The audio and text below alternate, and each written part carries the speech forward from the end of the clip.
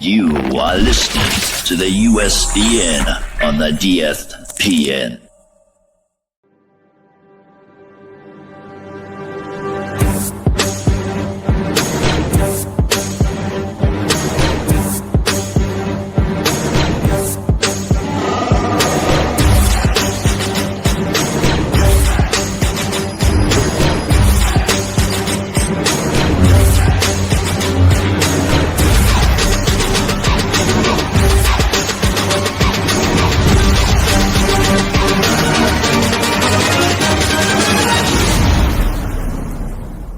It's a trap!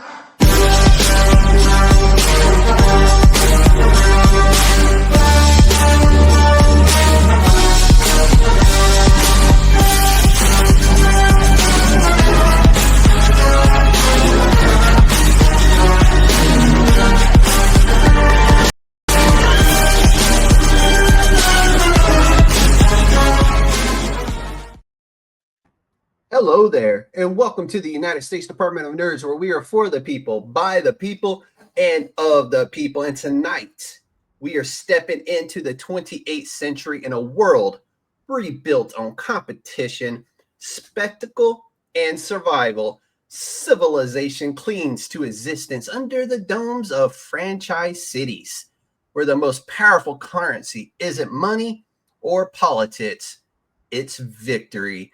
Our guest tonight, Donal Thoms-Cappello, brings us into the world with Powerscape, a science fiction saga 2 decades in the making, exploring what happens when humanity turns itself into a game. Donal, welcome to the Council of Nerds. How you doing tonight, man? I'm great, man. That was a great intro. Can I hire you, a junior writer? It's what I do, man. If I'm going to be known for anything, it's going to be known for nailing intros. Nail intros and a fire intro theme, man. That I forgot. Like that was like I was like, oh man, I'm bouncing to that. That is good. Oh yeah, dude. You got to have the good musical intro followed by the spoken word intro, and that's what I've perfected over time is that good intro. Everybody deserves a good intro. I like it. Here's what I perfected. Product promo placement here. If you look, I'm just going to turn naturally. There's the logo. There's Powerscape right over there. That's at the end of the show. That's at the end of the show. Oh, we'll get to that part of it. Yeah, you're right. You're jumping the gun, man. You're jumping the gun. But hey, let's jump in and start right at the heart of it. This story is set in 2798 AD, where Powerball isn't just a game. It's the glue holding civilization together. What was the original spark for this concept? Was it sports culture, social commentary, or something else that evolved into this world of franchise cities and its alien energy sources? That's a good question. I think it's a little of everything you just kind of mentioned. This idea started, I think, 20 years ago. I was traveling. I was studying abroad, actually, at the Globe Theatre in London, and I was studying playwriting. In England. Shout out to all my friends in the UK. Yeah, shout out to the Who are Irish probably asleep right now. Yeah. And I basically shout out to my man Andy, by the way, who's watching the chat. Yeah, I left that up for you. Andy, welcome to the council, man. He's a good man. So yeah, I was there basically kind of in between the events of 9/11 and Iraq, and I was very aware of there were these sports narratives that we always had sports narratives, right? I mean, in the UK, it's a whole nother level when it comes to soccer, though. For sure. Well, what's interesting? It wasn't UK sport. I mean, definitely UK sports. I actually went to a hurling game in Kilkenny, and I got to see like this which is, I don't know if you've ever seen hurling. It is a whole other sport. It's really intense. It's pretty interesting. But it was that combined with kind of being outside of America and kind of seeing everything from the outside in, and seeing how like we were there. There was so much of our our mental energy and everything we're aware of what defines our culture and society was based on these, this rhythm of like weekly contests, the NFL for sure, Yeah, right? yeah. And the gladiator kind of arena is kind of does hold things together when we are on unstable ground, when we're on shaky ground. And I was sort of kind of playing around with the idea of like, wow, what is it to be system conscious? When you talk to people and you ask them, what is the thing that's really holding together a society? Like, sometimes you have to bring up like, what's more important, like this major cultural event we all take part in, or like the sewage system? And everyone's like, well, yeah, the sewage system, obviously, that's like a really important thing in our lives. Yeah.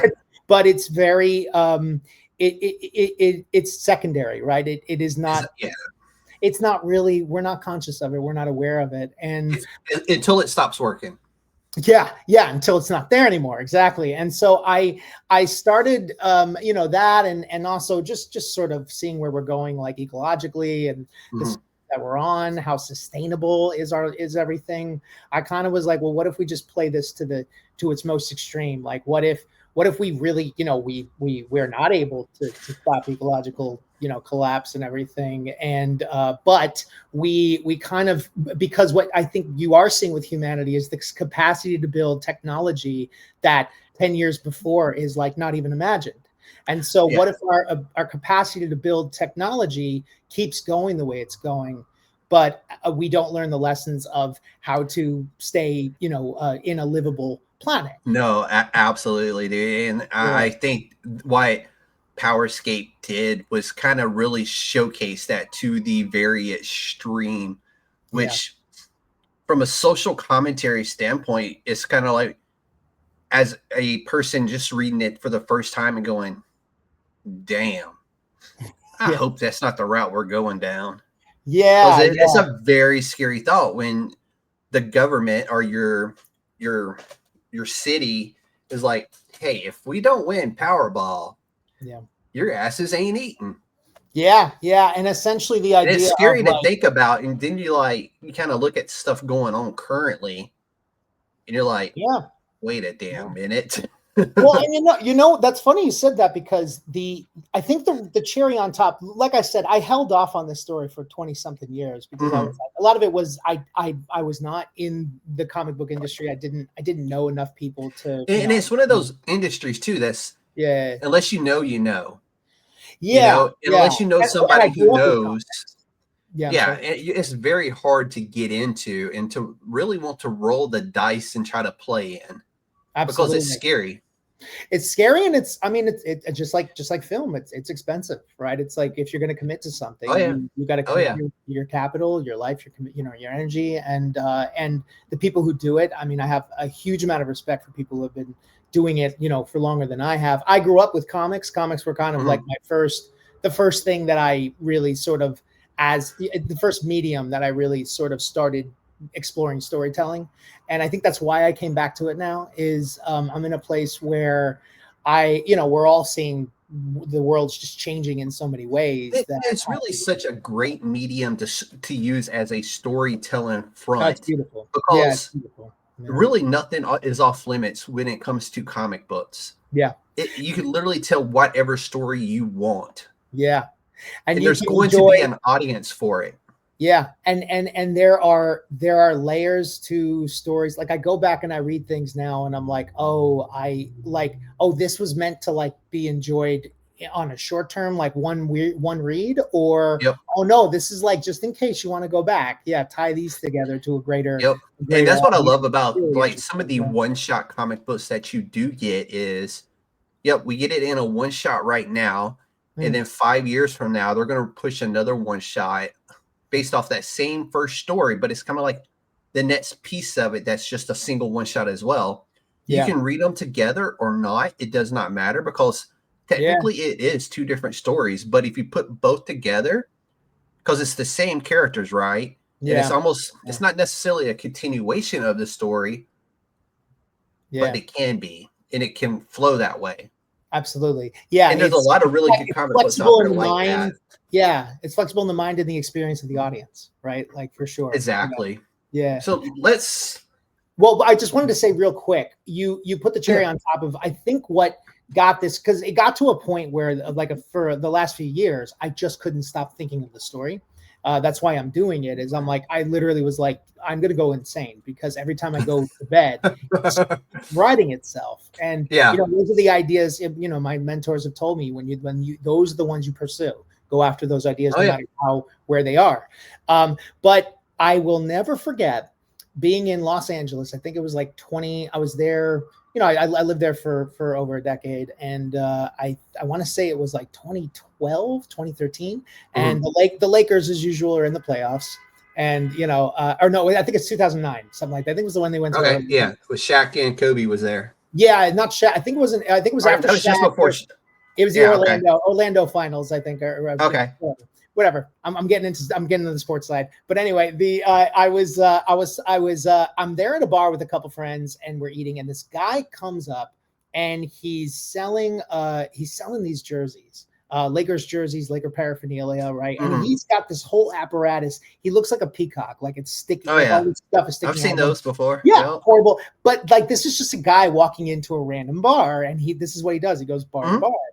And like, I'm like looking at his stuff and I'm like, wow, dude, this is like an operation here. And he's like, yeah. And he looks at me and he's like, yeah, man, this has been feeding my family for like 10 years. Like, and I'm like, yeah. And then like, we look and we're watching the game and he's like, yeah, if they don't go to the finals, I don't know how I'm going to support my kids. And then he's like, you want to buy a jersey? I was like, wait, is he pulling notes on me? But I don't think it was lying, right? Like, and then he goes outside and gets in his Lamborghini and drives off. Right, yeah.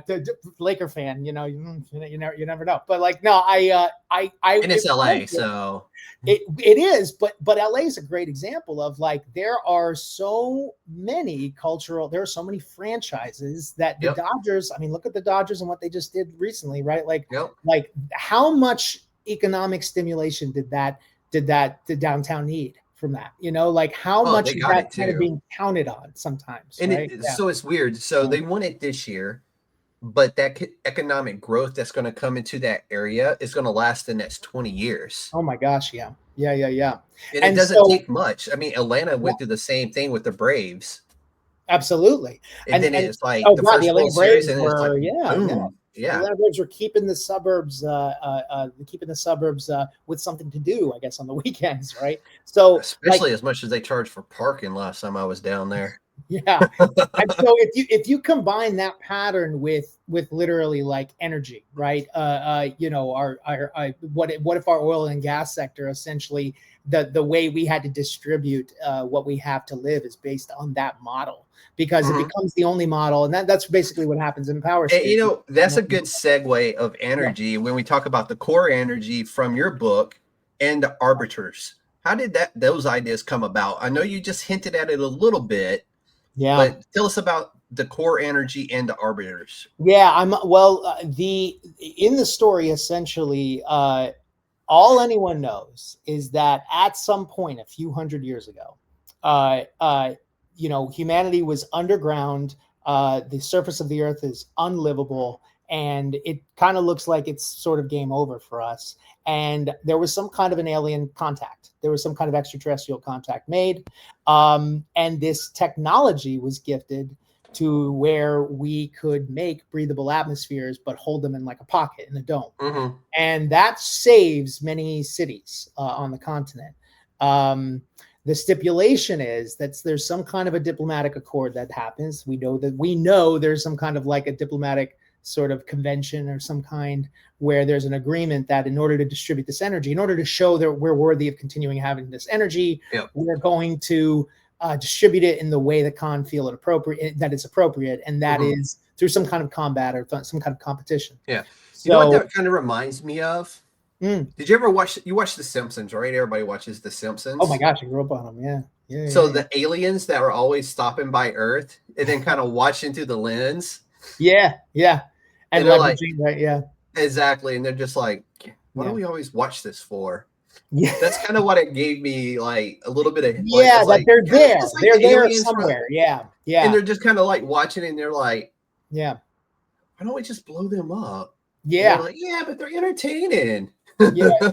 Well, and the thing that's fun is, well, fun to make as a story device is they haven't been, no one's seen a con alien, a member of the con alien species. That's the name of the species that in the story. No one's seen one in a long, long time, and in fact, they went out of their way to sort of they're legendary more than anything. And every time you think they're not there, something happens that kind of reminds them we are there, we are here, we are watching. Like, don't stray from the game. And that's it. That's the only role they play, which is sort of kind of I mean, I think I put that in there because I feel like that is most of our societies now, because we all have like a camera watching us somewhere somehow, and you do just behave differently. The internet is forever, right? Yeah. Yes, it is. Unfortunately. Yeah. But can you walk us through kind of like the mechanics of the Powerball and kind of give us a little bit of more information about that? Just like an idea of what the game is. I know a lot of people who may not be familiar with it, but kind of like give us what Powerball is in this comic book. Yeah, so the game that humanity is, that the humans have come up with to essentially save themselves is this game that sort of borrows a lot from rugby, from football, right, from all these different sort of sports before it. And every city, every franchise city has an arena where teams meet. There are two goals in the end of the fields. One goal is, but what they really are module pipelines. They lead to like different places. If the ball itself is a piece of the core power, which is core chained orbital reaction energy. That's sort of the name that we have for whatever it is the aliens gave us. And if the home team scores a goal, the ball goes down into a reactor for the city, and essentially keeps feeding the city. If the away team scores the goal, it goes into a shuttle that goes into this underground. Basically, humans essentially travel through underground systems because you cannot travel outside of the domes. You can't travel. You can't. There's no free roaming on Earth anymore. You're kind of stuck in these. You're in your city. Yeah, and you can go underground and you can take rails, but most cities prohibit travel unless you're players, unless you're teams. And so teams. So now it's been over about 300 years of this game sort of being played to distribute the energy, and there are kind of two major developments, which is one, because we've lost a few cities along the way, so that everyone's kind of aware that there needs to be sort of some politics played here. So it's very rare that you lose all three. There's 3 core balls in each game. Essentially, right? If you win, if you get 2 out of 3, you win. If you win, you go to the playoffs. If you go to the playoffs and you win that, you get a huge amount of core to sustain yourself. If you essentially, if you lose, you have to get something to keep yourself going, to keep yourself surviving. If you lose too much, your city collapses, which has happened to a few cities already. Yeah, so, and issue 1 that you sent over to me, it mentions there. I think there had been at that point had been 2 or 3 cities that had collapsed. There's more. Yeah, there's a few. Well, it was more hinted at, but I felt like I think there was only like 2 or 3 actually that were mentioned. Like, I think that were mentioned. Yeah. And I don't, anyone who can purchase the issue, by the way, on our Patreon directly, or you can purchase as part of our Kickstarter launch. There's a map on the back of the issue that sort of shows. The very last page of issue 1 had it on there, and I thought that was really cool to see. Just like, thanks, the collapse of everything, and it was really cool because you see it like from South America up, I believe it was what it was, and then just the little pocket cities, and there were like few and far between, really. Yeah, because if you look at the map, the middle of the continent, basically everything like the southeast up to like almost the Midwest of America is like desert now.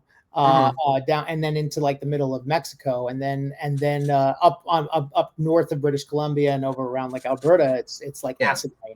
So a lot of the lands are just kind of uninhabitable. So a lot of this story is really rooted in some of the 21st century trends like climate collapse, corporate control, and For even sure. media addiction.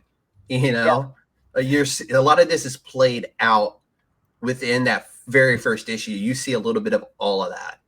Oh, thank you. I'm glad. It's definitely, I mean, all of that is certainly driving the story. The story is, it's a very, I have a lot planned with it. As my wonderful artist, Stefan Toshev, reminded me, he's like, get it, you have a great long version, get a short version. And I do have a short version. But that's literally like, I've never met a comic book writer who said that, like the hardest thing is cutting. There's always a good artist behind a good writer saying, dude, this is going to be 60 pages. Cut it. Yeah.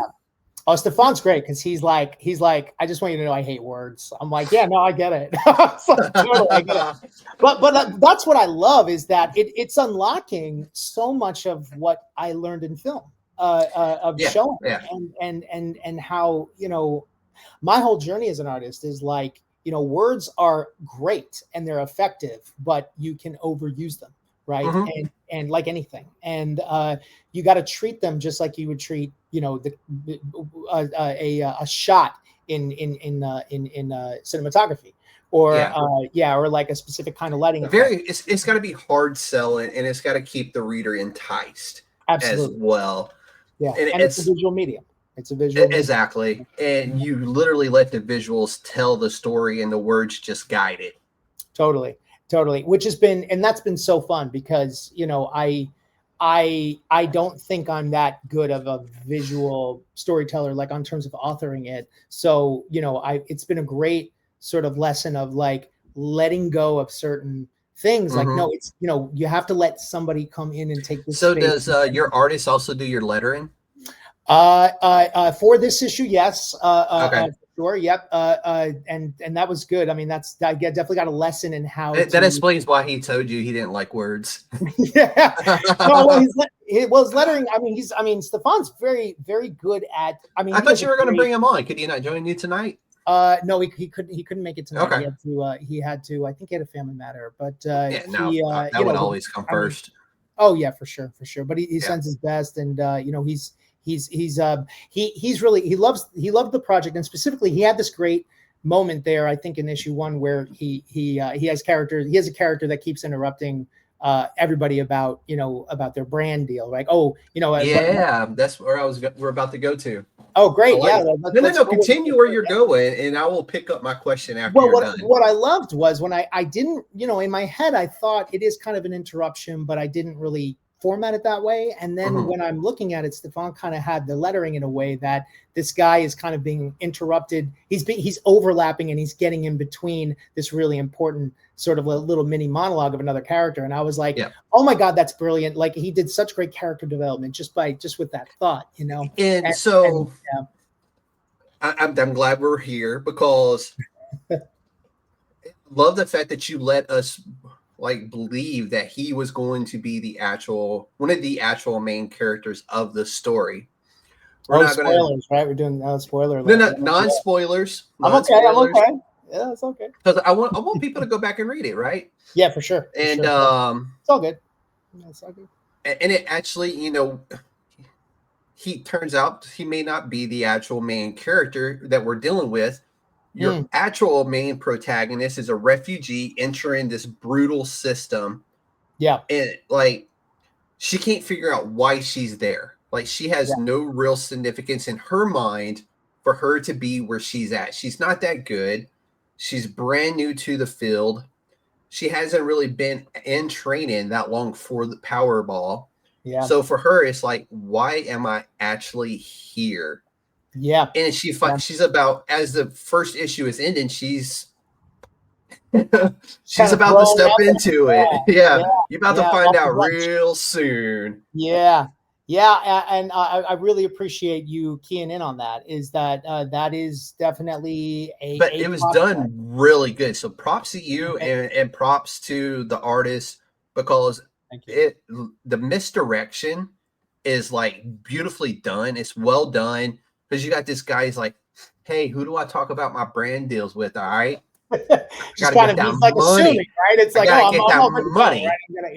Yeah. And like fucking 5 minutes later, it's like a whole nother story, and you're like, damn, that swerve was good. Yeah. I'm glad you like that. Dude, that was loved yeah. it.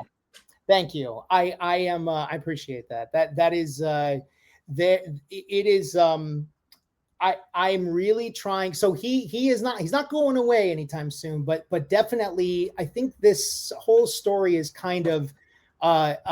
One plot thread is about being young and kind of, okay, it's your time to shine. And when you realize so much of what you thought was a merit based piece, a competitive sort of system, is actually so much politics and so many things that you might not, before you're even out of the gate, your fate is decided for you. And that Kai's character kind of represents sort of this, you're told so much about what your life is going to be, and it's very, very a millennial experience, right? Of like, Exactly. And it was one of those where I was like, man, this dude's overconfidence. I'm like, I don't really see this like you kind of get that feeling like something like he feels like at the center point of this story coming in. But then it's like you have this other quiet character, and you're like, maybe we're being swerved, but you really don't get it's literally the very like last page, I think, of the actual story that you finally get the swerve, and you're like, I like where we're going with this, because but she gives that energy, like she's somebody knows she's meant for better, and she's going to be better than what she thinks she is. Or she's going to be offered to be better, for sure. Exactly. It feels like something else is like pulling some strings there for her to get her to where she needs to be to unlock who she will be. Gela is, so this is Gela Gale, Gela Gale, yes. The other rook. Gela is Gela's a very important character, and for sure there's we're kind of, I kind of realized as I was planning this out, like, you know what, I'm new to this too, and we're all going to be new to it. The audience is new to it. I have this story world set, but I'm also like, you know what, I want this to have moving parts. I want to kind of, just sort of figure it out as we go along. I mean, I know, I know what franchise cities we're dealing with. I know where we're going to the playoffs and things like that. But I was like, we need, all of us, including myself, we need a character with whose perspective is going to be just as new as ours. And I was like, you know what, a rookie, like let's put a rookie in, and we're really going to kind of learn as she learns, really, like, what is this world? No, I really like that direction, because she's such a fitted main protagonist for the story, because she's she don't know why she's there. And those characters to me always end up just telling a good story. Like you could feel like, okay, we got the swerve, and you're secretly you're rooting for this other character anyway, because she's very quiet. She's very well put together, even though she doesn't know why she's there. But yet you can already see they're all kind of playing politics against her, even just in those those but I'm like, somebody at a higher level pulled strings and played politics to get her there. So I'm hoping there's another something coming that's going to tell us, like, there is this person. Oh, good. I've been reading like comic books, especially these types of comic books, long enough to where I can kind of feel like I'm pretty sure I know where this is going. But if there's another good swerve, I'm not going to be mad at it. Well, I mean, there are definitely swerves. I'm a big. I don't want to give things away, but I guess what I. No, let's not spoil anything, because I do want people to come out and support book 2, pick up book 1, because book 1. If you can't tell, I was very excited for book 1. I thought it was really good. Thank you, brother. Thank you. Yeah. And issue 2 is, we're in the middle of making it right now. We've got the Kickstarter. We definitely need some resources just to get it out there ASAP. I would love everybody's support if you can.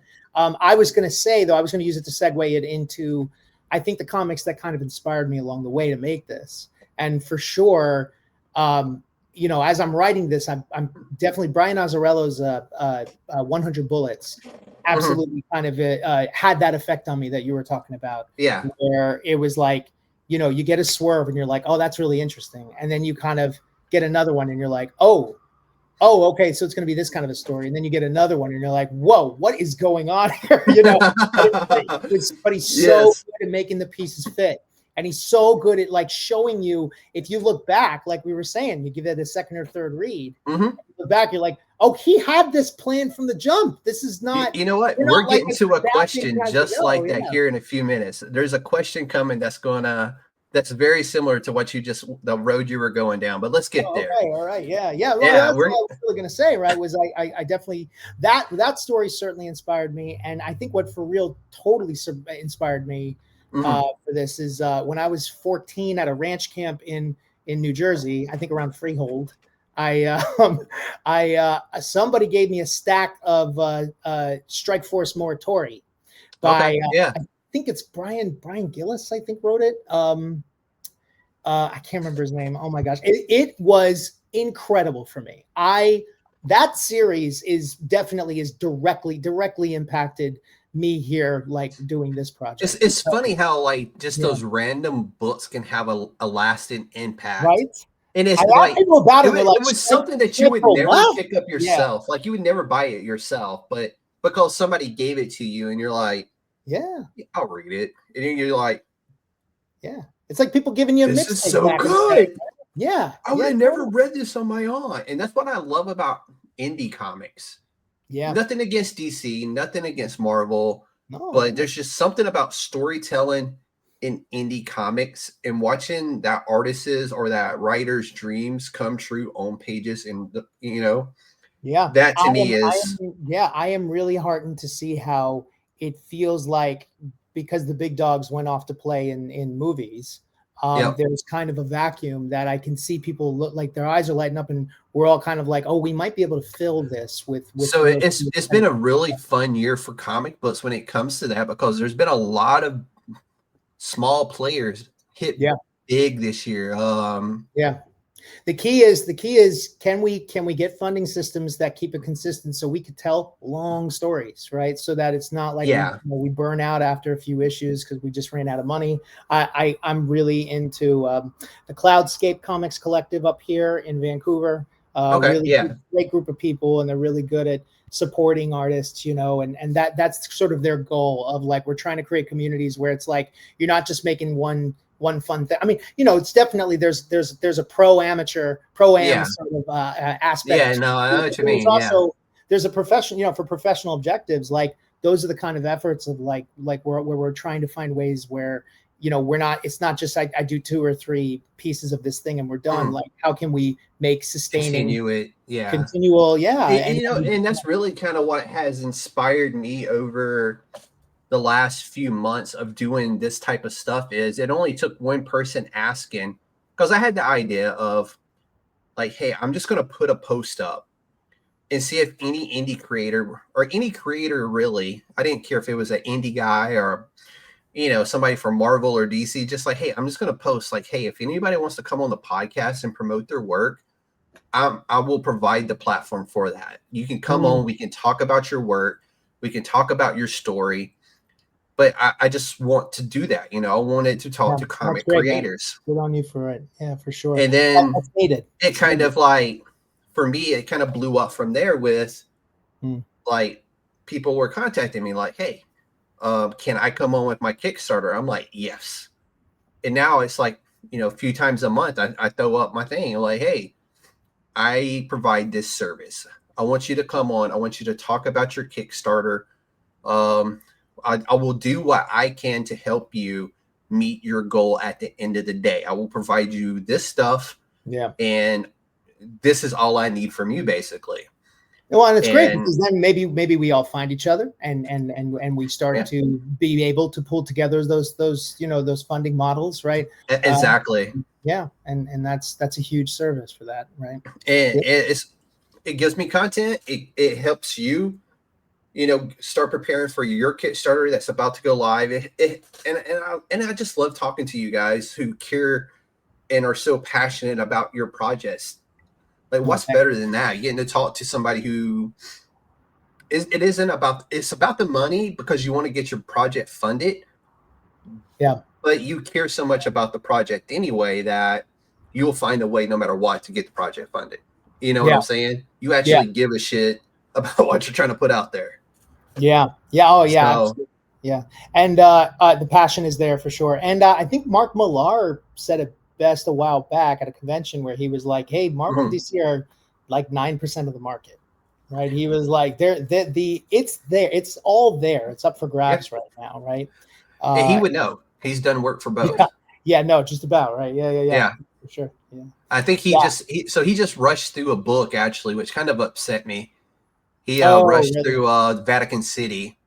I think it was supposed to be, it should have been a 5 or 6. Just my opinion. I love him. Yeah. Like, he's a fantastic comic book writer. Yeah, well, I feel like some really fun stories. The big publications. I'm sorry, what were you saying? My bad. But he kind of rushed through it. It only ended up being like a 4 book series. Was it under Marvel or DC, or was it? No, it was under Dark Horse, I believe. Oh, okay, it was Dark Horse. Okay. Yeah. And it was called Vatican City. It's about vampires and Vatican City, and vampires wanting something hidden underneath Vatican City. So basically, the world's ended. The only thing alive right now is vampires. They have taken over the world. Wow. And the thing they need is in Vatican City. And the only survivors of this apocalypse is inside Vatican City. So they're trying to basically convince this humans to retrieve it for them for immortality. Oh, wow. So it was, like I said, premise on fire. Perfect Mark Millar story. I was going to say, it's one of those ideas where you're like, I wish I came up with that. God damn. Dude, it's Mark Millar. The dude is like... You're just so mad. But he kind of rushed it because he wanted to go off and work on this. I think it's a DC project he's working on. And it's going to be like a TV series or something. So he had other reasons to kind of rush through stuff because bigger fish were coming in and he wanted to wrap up what he was doing. But it was one of those where I was like, if you could have gave us at least 1, maybe 2 more issues of this book, it would have been like top notch, like some of the top tier Mark Millar stuff. But he didn't give that to us. So therefore, I loved it. Sorry, Mark Millar, but you hit, but you didn't hit. You rushed it. At least that's how I felt about it. I have no problem with it, Mr. Miller. I have no problem with it. No, I'm just kidding. I would tell him, and I think he would understand. Like he seems like he would be very open to go. You're right. I, for one, welcome our overlords. I feel like even he is pinched by timelines and money, and absolutely timelines, money, and budget, and there you go, right? And so it's like it should make us all feel. I mean, it's been a very liberating kind of few years for me as an artist because I used to just beat myself up for never being able to get certain things done, and then at some point a few years ago I was like, oh, that's why I couldn't get it done. I couldn't get the money, and you just kind of realize how big of a role that plays in everything. Oh, yeah. Everything. Oh, yeah. Yeah. Well, and again, it kind of speaks to a lot of what's in this story, the idea of the illusion of a merit-based society and how much of it is actually dictated of things happening off the field, even though, like you said, on the field, like if they don't get this energy, they're going to die. But you're literally surprised at how and they're already critically low going into issue 2. They are critically low. Yeah, they're on a losing streak. Yeah, exactly. Let's explore that some more. So let's talk about the team that you have on this book a little bit. So the visual and world design of Powerscape is massive. We got energy domes, engineered athletes, alien technologies. How did you and I'm sorry if I'm going to keep forgetting the name of your artist, and I apologize to him. Stefan Toshev. Phenomenal artist. I really like what he's doing on the book. Yeah, just finished. How did y'all? Because it's just the 2 of you, right? No. There's also Rashid Banda, who has been instrumental in a lot of the environmental art concept designs. Okay, perfect. Much of the story world sort of aesthetics. Stefan has been creating the characters and their looks and their feel. He's been creating a lot of the logo designs and just doing a lot of this story was preserved in my notes through character profiles. Yeah, I have a notebook over here. Like right? Yeah. That really is your story. I'm working on something behind the scenes, and it's just like Very nice. I write it all down, and eventually I need to transfer it over to an Excel spreadsheet or something, and just get it all organized. I'm a Scrivener fan, just so you know. I'm a big fan of Scrivener. Okay. Shout out to Scrivener. Sponsor this guy. Sponsor this guy, please. And I definitely so Stefan really came up with a lot of their looks, their profiles, a lot of their characterization, like, you know, visually. And I like it because everybody is very, very different. Like from the coach to, I guess the one guy is like, I don't know what he is. Almost like the manager. He looked like the heavier set guy. It's sort of an assistant coach, Mel Seeley. Yeah. Okay. Yeah. Mel. Yeah. That was Stefan's idea. That he's kind of greasy looking. You know, he almost looks like a politician a little bit. My original sketches from like 2001, 2002, I had him. I think I was basing him off Malik Seeley, and then I was like, and then I you know, it was a little outdated. It wasn't working for who the character was, and I mean, you know, rest in peace, Malik Seeley, like amazing. But anyway, but then Stefan kind of took him and made him this character, and I was like, oh, that works a lot better for what we're doing. So if you're a WWE guy, he almost reminds me of Paul Heyman. Yes, I can see that. Absolutely. He is a lot like Paul Heyman. He actually is. And that was the vibes I got from him. I'm like, dude, this almost feels like, you know, Paul Heyman a little bit. I like him because strategist. Yeah, he was shooting it straight with the rookie. Like when he realized, like, what are you doing with this book? You know, he's like, I'm not snitching, but you know, he's like, I can see you're a cultured person who is wanting to expand not only, you know, her mind, but you know, absolutely. I can appreciate him for not snitching. Well, it's like you were saying, right? What's the reason she's here? You know, Mel plays a big role, and he's trying to look for something different, not just for them to win, but you know, as we'll see, Mel is Mel's ahead of the curve usually on everything, and he seems like I don't want to say he's playing both sides of the ball, but he may be playing both sides of the ball. And I got a feeling like there are characters like that. There are characters out here playing both sides of the ball. I mean, you can kind of feel that from the athlete to some perspective. The coach is kind of like, I don't really think she's one track. It feels like she's very one track. Coach Kana Simpson. Yeah, Kana is. Which I really think is very Chun-Li in appearance, you know? Yeah. But she feels like she's very one-tracked mind, and that's the game. Yeah, she's so. I mean, the executive, the power structure, as we're going to see, is kind of, there's a public-private partnership happening that's running the city. The franchise is run by Kana, who's the executive coach, and she's a former player, and she's kind of worked her way up the ranks, and she's probably like done all this like cutthroat sacrificing, like for you can tell because of the way her character is portrayed, like she's very one-track mind on the game for a reason. And she's jaded. She's really jaded, and I can't imagine, you know, in this society, what it took for a female to get to the position she is in. I don't know how the infrastructure was her backstory, right? No, but it's just one of those. I know for a female coach in general, in what seems like a male-dominated sport, I'm like, it would almost be impossible. You know, for a I mean, this is definitely in this story. It's all genders. I mean, everybody's on the floor, is on the field. There are. I mean, you know, I'm a big like I was a Tisha Penicheiro fan when I was younger, like from WNBA, and I used to get my ass kicked by girls playing basketball, like in Venice Beach.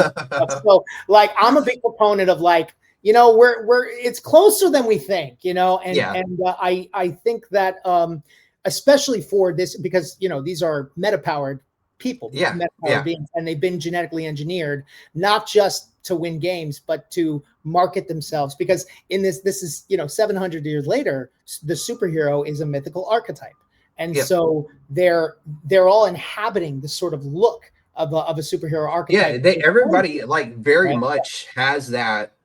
Look at me, I'm a superhero. And it also explains why the rookie was asking about his endorsement deals, you know. He's like, look at this. It's all to keep it's to keep the butts in the seats, right? It's to keep people engaged. And but then, you know, it's really cool because then you have your main protagonist, or who will be the main protagonist, I think, in the next issue, she just looks like us. Yes. It doesn't look like anything special, but I got a feeling she's going to be very special.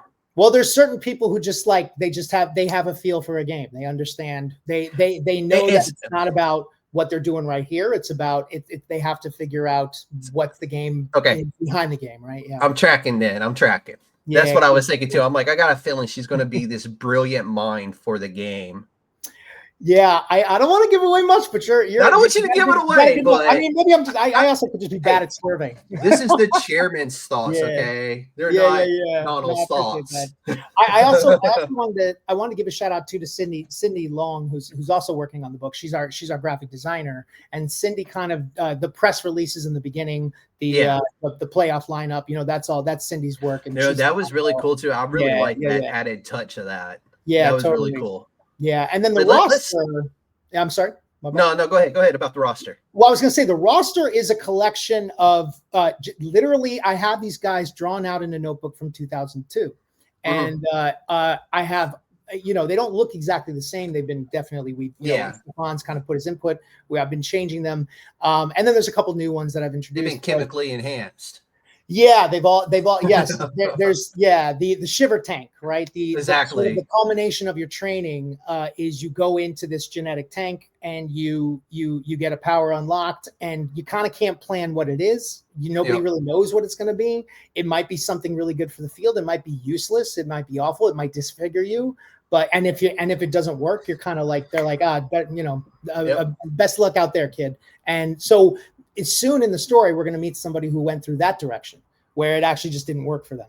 Okay, and cool. they're kind of they're one of us now, and what that's like and stuff. And I don't want people thinking it's just kind of like sports, right? No. There's a lot of real deep stuff happening in just even the first part of the story. Yeah, thank you. And but how did you balance the spectacle of this sci-fi action with the philosophical, emotional core of this story? Because it's a lot. I mean, you get the sci-fi elements, you get a little cyberpunk element, but you're telling a deep story in this book. It's not deep as yet, but you can tell it's about to go to a deep place as you're getting more toward the end of issue 1. That there's going to be some deeper elements come into play in it. So how did you kind of balance all that out? Because you could have went just pure sci-fi and said, we're going sci-fi and we're not going to give you anything else. Yeah, I mean, so I definitely there is a big vision and a message. I think I kind of want to. I don't want to say I want to give a message here so much as ask a question. Ask a really important question and take a few hundred issues, maybe to answer it. And or to see if we can answer it, right, and just see where it goes. And I think first and foremost, it's really about keeping it about the characters and knowing that characters are people, and that there isn't anyone here who's like That's what you really nailed in issue 1 is letting it be known that they are still people. Yeah, they're people. They are, there are people who do awful, evil things. There are people who do. Yeah, we meet one of those in the story very early on. One of the players. Yes. I think that's Troy. You're mentioning Troy. Yeah. Troy is messed up. Troy is. Messed up guy. Yeah. Because I had to stare at that scene for a couple of minutes to figure out what was going on. What was happening? Yeah. And I was just like, that's Troy's fan tribe. As messed up as it is. Yeah. I was like, what the hell is going on here? Yeah. And then I was like, oh, that's what's going on here. Yeah. Well, and the thing is, K-pop. He's also all the K-pop guys have their own little fan tribes, and I was like, yeah, okay, I see where. Okay, I'm so glad. I got it. So glad you said K-pop. Yeah. Oh yeah, that's immediately. Having lived in Korea for many years. There are some characters in the story, and there's some that are like hardcore, like they will kill for their idol. There are some characters in the story who will. Yeah. That's in there. That we got things planned like that for sure. I mean, dude, yeah. I mean, you're nailing it with that. That's perfect. You're nailing it. Thank you. Yeah, celebrity worship is cult-like. It is, it is. It's very real, and it can be very scary. Absolutely, yeah, and it can be very economically productive too, right? It can be very. It can be that as well. Yeah, and so I I really want, no matter what my rule is, I don't think of anyone as pure evil. I think of definitely there are going to be conflicting interests. There's going to be antagonists, protagonists, but everybody has a side of them that is, that there is something good and pure, but the world's kind of done this to us and put us in this system where we. I mean, we put ourselves, literally, they put themselves in the situation they're in this world. Whether it may not have been the current generation living there, but their previous generations are the reason why we're at this point we're at in the comic book. Yeah. And that brings the other side I wanted to say. So, Kana is the coach, like I was saying, and and that's sort of ironically, it's kind of the private sector side is the franchise. But then the Benton family runs the public side. They run the city. They're part of the city commission. And the city commission is technically under the franchise team, but Benton, Alroy Benton, he's the mayor magistrate, we'll meet him in the next issue. He is sort of he's so well, he was the one that was making announcements in the beginning and toward the end of the story. In the press release he made, he was the one that wrote the press release, and Troil is his son. And so Troil's that's why he's called Necro Baby, right? He's a Nepo baby. And the Benton family is kind of like the opposite of Kana, where they did not have to work to earn anything, and they've sort of inherited the bones of what is left of British Columbia and Washington State, essentially. And they sort of, they've been very good at keeping themselves sort of leveraged in a power system where even though they don't technically have anything to do with playing the game, they control enough of the things you need for your society, right? Including the power structure and the power network and the power grid, that they have to be invited in the room on the decision making. And so that's sort of the background tension that's happening throughout the story. Is Benton and Kana are kind of, they have to play this outward dance to everybody where they're working together for the city. Yeah. But very clearly they're trying to screw each other. At odds. Someone's trying to become the big dog. Yeah. So earlier I cut you off a little bit because you're getting towards some Easter eggs. Damn. And I wanted to stop you because I had a question about that. And now we're at that point where are there any hidden Easter eggs or lore details that you're particularly proud of that fans should be on the lookout for when they back this on Kickstarter later? Oh boy. Yeah. Okay. Watch for background stuff. So the next couple issues is going to be the game itself. We're going to watch the game happen. Well, I mean, we get just enough sampling in issue 1, which is like fucking brutal. Pardon my language, but that was brutal. Yeah. But it was like poetic justice as well, because you're like, I'm not I'm not someone who wants to sell it on violence, right? But I did kind of want to immediately be like, stakes. No, this is so. Sure, here's what was great about it. The story, there's nothing that leads you to the point to believe that Powerball is violent. There's hints about it, but there's nothing that you don't see nothing until the game actually kicks off. And then it's almost immediate. And you're like, I mean, it's 28th century medical technology. So like you can repair almost anything. But I figured as much, but it was just that pure. I figured, with alien technology and stuff, we're at that point where things can be regenerated and people can be repaired. And in theory, it could be, but the it's not an exact science as we'll so that's an Easter egg. It's not an exact science. And B, what does that do to you psychologically as a person? That you're being, that the whole city's kind of going to throw you out there, and you might just get chopped up, and then they patch you up and they throw you out again.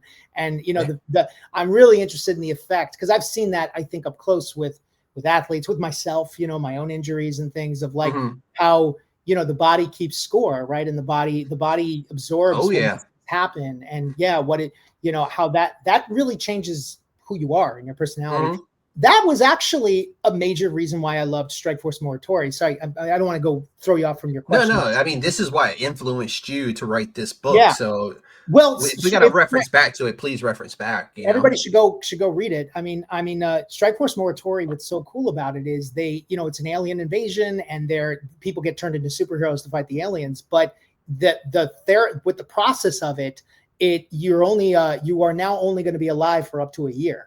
And then by the end of your year, you like burn up and you spontaneously combust in like this awful death. Yeah. So it is, you can see how when the clock is ticking, when people are approaching the year being up, the characters are like, the trauma is there, and they can't really execute things as a team all the time because of it. And I'm really interested in that, because I think in so many efforts of every aspect of society I've seen of people trying to, get together and organize and do things. It is so hard for us all. We really, if we don't confront the self first, we kind of useless in a collective effort. And I think that's something I kind of want to explore in that. And yeah, I guess that would segue to a couple. I would pay attention to ad boards, ad backgrounds, perhaps I would say. So I always tell people when I'm reading a comic book, I pay attention to the background art, because there's always stuff hidden, not everywhere, but you never know where you're going to find a little piece of something. That's like a little Easter egg. That's why it takes me like, oh, I read that comic book in 5 minutes. I'm like, that's cool. It took me 30 because I was literally studying the backgrounds. Yeah, I'm that person too. That's how I feel. Like a page should tell like an entire story in and of itself. And Stefan and I are on a really good page with that, pun unintended, where like,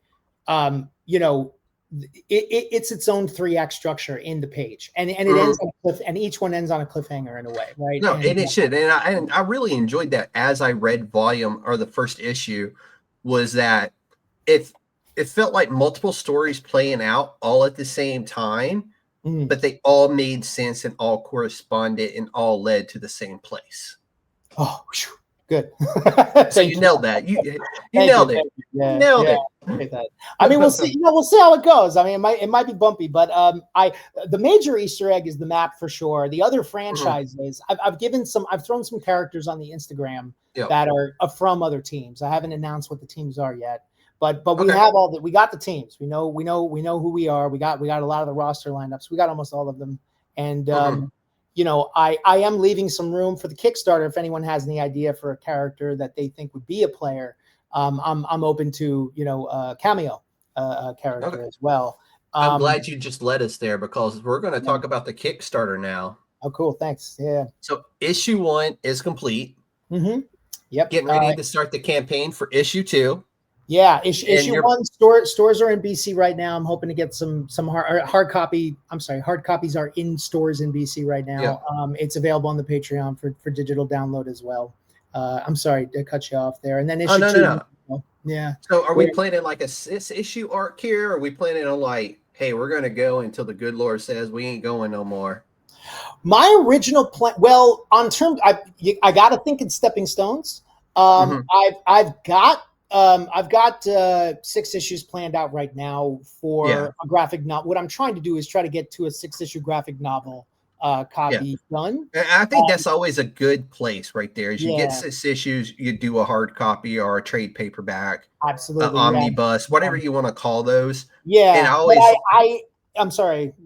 I was just going to say, I always appreciate when that's done, because you get to do it all 5 at once. Absolutely, yeah, and there's something satisfying about reading a 5 to 6 issue trade paperback. It's very satisfying. Yeah, and my hope is people are into it enough that they'll definitely want to help us get that and achieve that.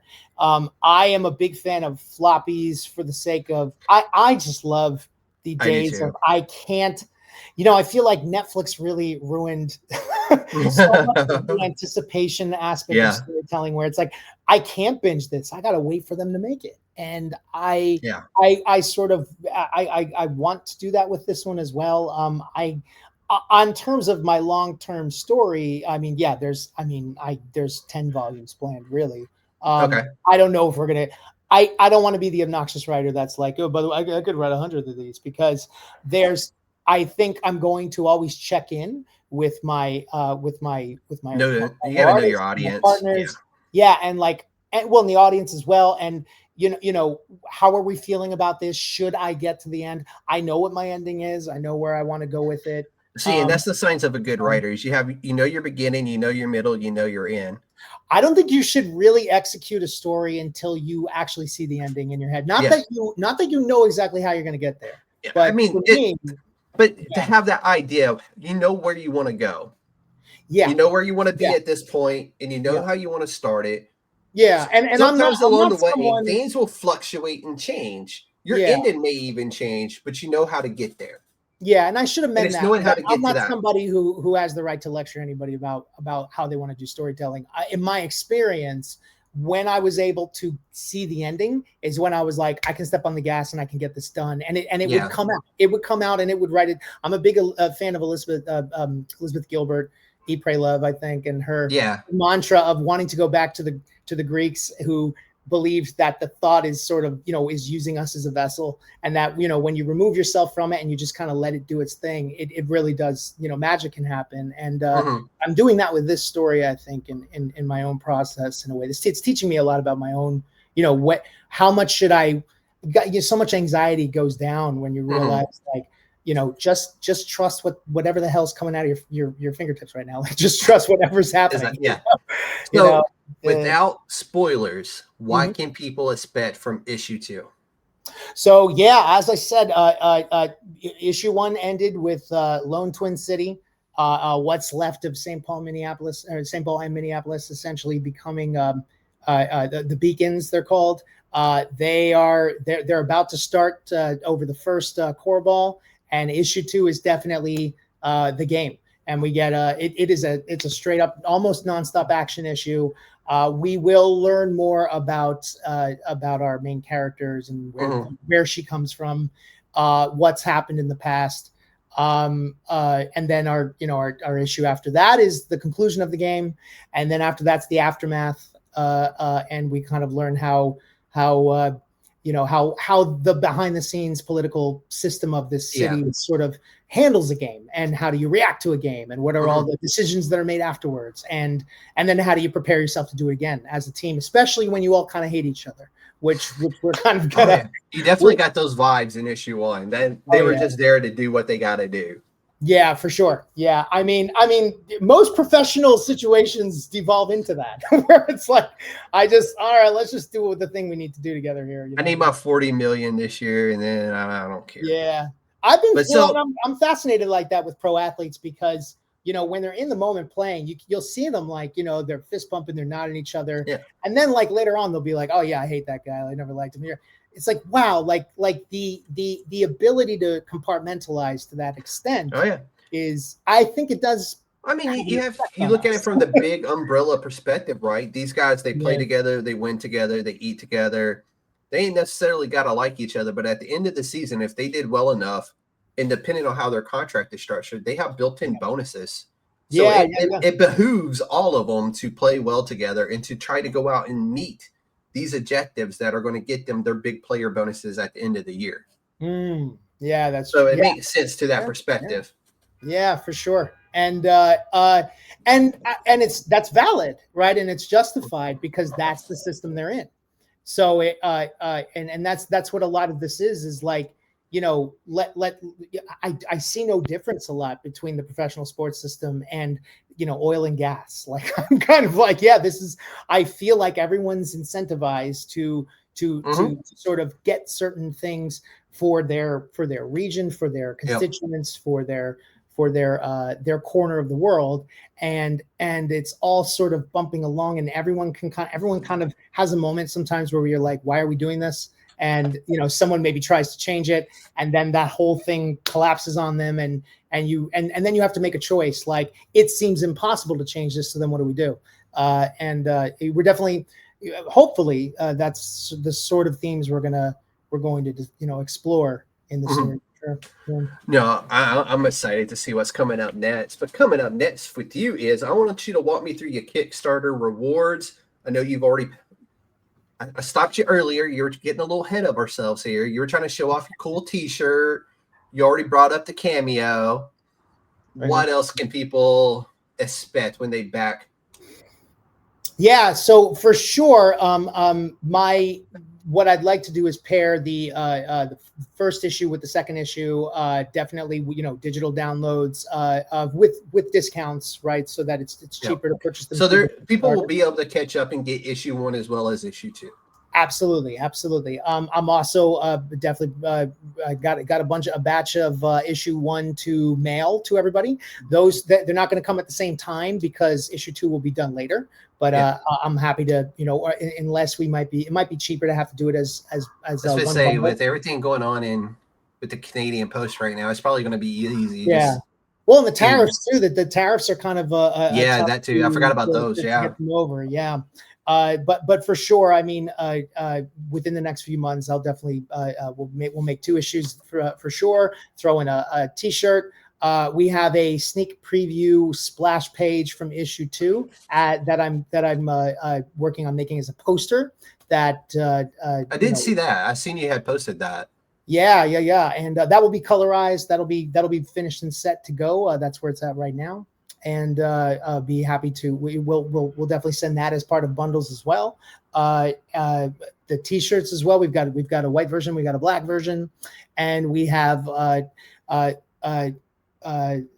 else do I have? Oh, we've got credit lists for sure, right? If you want to be on the credit list for the next couple issues, please, by all means, we would love that. We appreciate that. We want to reserve a space of a page to thank our not only. I always think that's really cool. Yeah, but our Kickstarter. Oh yeah, I mean, all of this stuff is a labor of. I can't do any of this alone, And if I'm happy to say there's a few Kickstarters out there that are getting mailed to people to say the chairman in the back.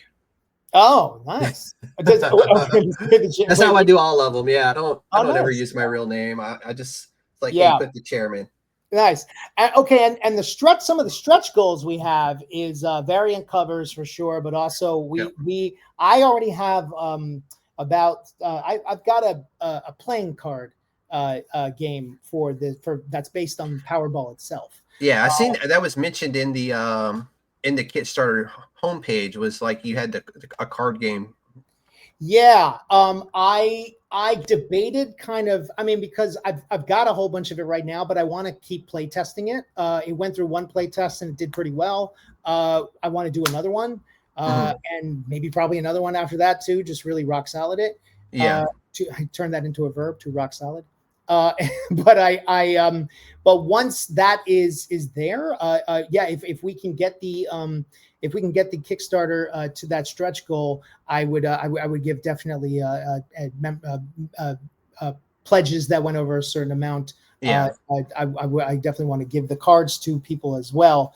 And that is something I think will be really fun because we already have so many characters and it's essentially, it's not about, it's essentially 3 to 3, 6 to 6, actually, I think, or 7 to 7, just like the game of the comic book itself, but sort of 3 to 3 lined up in columns. Be able to play Powerball against each other. That'd be kind of cool. Your job is to basically get more number points, right? But every card has a variation that is based on the character's power.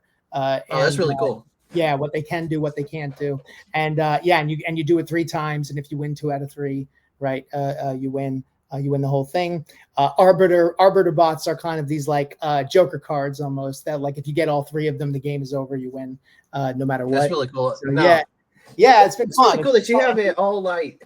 Shout out to Runtime Data, which is the group that helped me develop the game. Yeah, sorry. That's really cool. No, I was just saying. I'm like, that's some really cool like stretch goals. The Kickstarter as a whole. I mean, thank you. I'm keeping it. I'm trying to keep it simple. That's what I was going to say. It's simple, but there's a lot going on as well. Yeah. But it's not overkill. I know some campaigns are just like overkill to hell, Yeah, I mean, I love doing the merch. I love kind of like making things that are building around the story. But I want to keep it to the story, and I also don't want to overextend myself, right, to where it comes crashing down a little. But it's been I've loved it, and everybody's response has been wonderful so far. I'm really grateful that people are responding the way they are with it. And I am, Yeah, we're just looking for a few thousand to essentially get us over the hump for issue 2, and then that'll set us up nicely for issue 3 to just go bang bang. I really want 2 and 3 to be like boom boom, right one after the other. That's always really cool. I really enjoy when I see a Kickstarter like exceed its goal, and they kept it simple from the stretch goal perspective. That way, they have capital going into the very next issue, and they can just start it right away. I always enjoy seeing it done that way, especially when it more than exceeds expectations, and just being able to go, all right, thanks to everybody, I have this much capital, and I can now just immediately start issue 2 or 3 in this case. Yeah, so really and I mean, even if it falls short, it is my first time trying all of this, so I'm expecting a bit of an uphill. So did you not Kickstarter for issue 1? No, issue 1 is all me. I funded it. I wanted to. I didn't want to start all this on a Kickstarter because I kind of wanted to earn the currency and just earn. I wanted people to see that I'm serious about making a natural following for it. Yeah, and it was great. I just don't look at my bank account too much. But you know what? We were talking about this before we went live. There's a lot of really good print places in and around you. Yeah, no, I mean, well, the print shops are everything's going up quite a lot, and so it's tough. It's tough to get it all out. But I'm learning a lot I've been talking to a lot of vets out here. Jeffrey Ellis is one that comes to mind right now. John Anderson, guys who have been doing comic publishing for a while, and they're really good at it's like I've already had a couple moments where come here, look at this page. Like, do you really need the page to look like this? Just realizing how without just because I wanted higher quality, I stumbled into my first batch was the shit looked like travel catalogs. And I was like, oh wait, no, I don't like that as a reader. I don't very high gloss page. Yeah, and I'm just like, what am I doing? Here's what realizing that. Don't get me wrong; those look absolutely beautiful. Oh yeah, they're absolutely stunning. Yeah, but it increases the price of the book to $10 to $12 a pop. It sure does. And so I'm just sort of realizing how much I have to. I'm not good at being budget conscious when it comes to. So production. I mean, if you look at what Marvel, DC, Image, and all those guys do, they do a very high quality cover and back page with the nice press board, and then the inside is your standard page. Yeah, which I like texture wise. I like that actually. I do too. I like to feel it to feel like a page, combined with the cardstock covers and the pages on the inside. It has a very distinct smell, and it's refreshing to me. It's something about opening it up and reading a brand new comic book. Especially once you get to the center page, it's if you read comic books, you know exactly what I'm talking about. Yeah, no, I know exactly what you're talking about. I mean, old 80s copies of Captain America, or something, and it just it's getting that memory print from newspaper back in the day. Right? Yeah, exactly. And, I do like that. I do grab. I try to leave room for I'm of a generation that like that, and there's maybe a lot of people that don't, and I'm also kind of. I've been out of the party for a while, and I'm just kind of coming back in hey, and everything is, I really love where all the different directions a lot of the storytelling has gone, and a lot of traditional characters getting kind of reconceptualized in ways that are really cool. I love that stuff. I love the variations and everything. I don't want to be I'm hip and cool too, and do and do what I'm not, and overextend what I'm not. So that's another rule for my storytelling with all of this is I'm really just going to tell the story from a place of what I know is real and true, and I'm going to trust that it's it's understandable. At the end of the day, that's really all you can do. You don't want to overcomplicate it. I always go back to keeping it simple. Yeah. And I think keeping it simple tells the best stories. Yes, absolutely. Because once you start convoluting stories and characters and that kind of stuff, it just becomes one of those where you're like, Yeah. They tried way too hard on this, and it's almost unreadable. Yeah. And I read a book like that not that long ago. The premise was amazing. Mm. And Yeah. the art amazing. But some characters weren't fleshed out enough. Some were, you might as well have just flushed down the toilet because they got really fleshed out. Mm. And then you're Yeah. just kind of looking at it like they tried too hard, and it shows. Yeah. Yeah. And But then, you know, they usually self-correct on issue 2. And yeah. thankfully, in this case, issue 2 was very fleshed out, very well done. And you're like, oh, God, somebody finally pulled them to the side and said, hey, this ain't it. You need to fix this, and this. And then you got something. And thankfully, the person listened. And when they rolled out issue 2, you're like, that's what that's what issue 1 should have been. Yeah, well, and it's so hard when you first start executing it, right? Because like so much of story is like you know, I'll write a whole setup, and I'm like, what am I even doing with this setup? This setup is just for me to like understand who these people are, and now I'm going to cut this thing off, and I'm going to start it here. And that's one of those where you flush out off screen, and then you bring the story back over. You storyboard it, then bring the story over. Yep. So much of story structure is cut and paste and puzzle making, and it's fun in theory, but when you're doing it, it's so nerve-wracking because it's like, you know, because you don't want to leave you don't want to leave that key thing out. You know, there's always a key thing. Like, I can't forget this key thing. It has to go in this book somewhere. Yeah, for sure. But I've seen some people leave that key out, and you're like, oh. I'm like, I'm pretty sure there's a point in here somewhere they were trying to make. They just never did it. Yeah, it's tough, man. I mean, you know, hey, I might join them. you never know. You never know.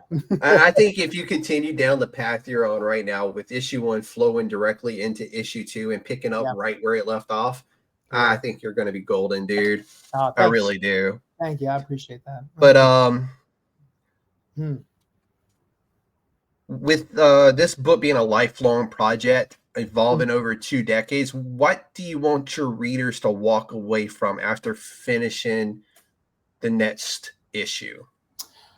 The next issue. Or just the first 2 issues in general. I know. Yeah, I think I want them to walk away with a feeling that this is about systemic change. This is about systemic competition. This is about us. It's about everything around us. It's about everything that came before us, and it's about, you know, and that you know, I'm not trying to provide an answer for that or a solution for that, but my hope is it gets them to think about solutions for themselves and for their, you know, their own backyards. And you know, if we all feel like something's like if we all feel like the roots have been rotten for a long time in the world we live in, you know, we got to trust that. We have to accept that it's been like that for all of humanity, like 20,000 years ago, 700 years ago, 700 years into the future. And what does that, you know, what is it that we're all missing? Because I refuse to believe that that's just an endless cycle and we're just going to keep doing it. Right. I do believe that there is, you know, an evolution that happens in us. I do believe we have the ability to coexist with, you know, our planet, our surroundings, with each other. And I have my mother always calls it pessimistic optimism. That I have this pessimistic optimism about us as a society. I'm pretty sure those things go together. No, you know, it's oxymoronic for a reason. But if you think about it, it is something. It is this idea of like, we go through hurt and we go through pain and we learn in the worst way imaginable, but we learn. And I guess I kind of want them to just sort of like be in that mind state for this story. Like, I'm with you. Let's see what it is. And I will try to deliver that as best I can. And I'm really looking forward to it. I'm excited, chomping out the bit about like kind of where to go with it. I do not want people to think I'm telling them what to do with it. You know, I'm just going to sort of present this is like a reflection, so to speak, right? Mm. We'll see where it goes. I like It'll it, be dude. fun. And No. sports. No, dude, I absolutely love where this is going. Gotten to read the first book. I'm absolutely in love and just absolutely ecstatic for the Kickstarter to officially kick off. Awesome. Now, that's where we're at. Let everybody know where they can find you and when your Kickstarter is kicking off. All right. Kickstarter's due to kick off in about 3 more days. So we're probably going to kick off on the 6th. Are we going to have a lunchtime launch or afternoon launch? Most likely, I guess it depends on where we are on the coast. I mean, for me, Pacific Standard Time, I'm setting it up to be a lunchtime launch, which might be an afternoon It'll launch. be afternoon launch for me, yeah. Yeah. So I'll try to do something like that. I might make it the 5th if we, maybe to catch Wednesday. Stay tuned. I'll definitely, no matter what, get on the link now. Sign up for notifications. You can find me on Instagram. My name, Donal Thoms-Cappello. You can find me. You can find Powerscape itself on Instagram. Powerscape _comics. Same thing on Blue Sky. Powerscape Universe. I think Powerscape _universe at Blue Sky. But if you find me on Blue Sky, you can click to the Powerscape social media as well. We also have a Patreon, which hopefully is here in the link too. Yeah, so I went through and updated all the links to this story with his Blue Sky, Instagram, and Patreon, as well as the Kickstarter. So if you hit the links below the video, you will find it, or on the updated ad that I did for this conversation. Everything is down there in the links. So yeah, thank you. Yeah, thank you so much. Yeah, and that's you can join as a free member if you want. You give what you can, of course, to the Kickstarter within whatever you're comfortable with. And I would just definitely encourage if everybody could just share it. Just share the Kickstarter as far and wide to anyone you think is into sci-fi, into sports, into superheroes, metahumans plus sports, right? It's also really a fun combination of all of the above. Yeah, for sure. That's my life. that's what I grew up with, right? I like it. Yeah. All right. So civilization may fall, but the game always goes on. Donal, thank you so much for coming on and joining the council tonight. And for sharing the vision behind Powerscape, man. It's a story about power, performance, and the fragile line between spectacle and survival. Everybody head over, give him a like, give him some follows, go over to Kickstarter, sign in, hit that notify me bell. That way you will be notified when this Kickstarter launches. And as always, support independent comics and support the USDN.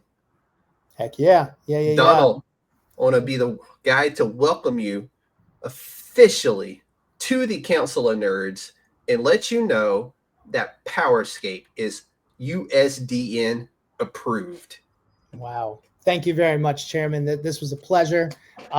First order of business and at the council. I guess, where's the washroom? I think I got to go there. I told you to go before we started. This is a pleasure, man. Chairman, this was awesome. Thank you so much for your support, for what you're doing for everybody. Yeah, absolutely, and, dude. Heck yeah, man. I'm happy to. I'm honored to be a part of the council for sure. Yeah. Just hang out for a few minutes. I'm going to end this, and we'll come back. All right. Thank you, All sir. right. Peace. Everybody enjoy.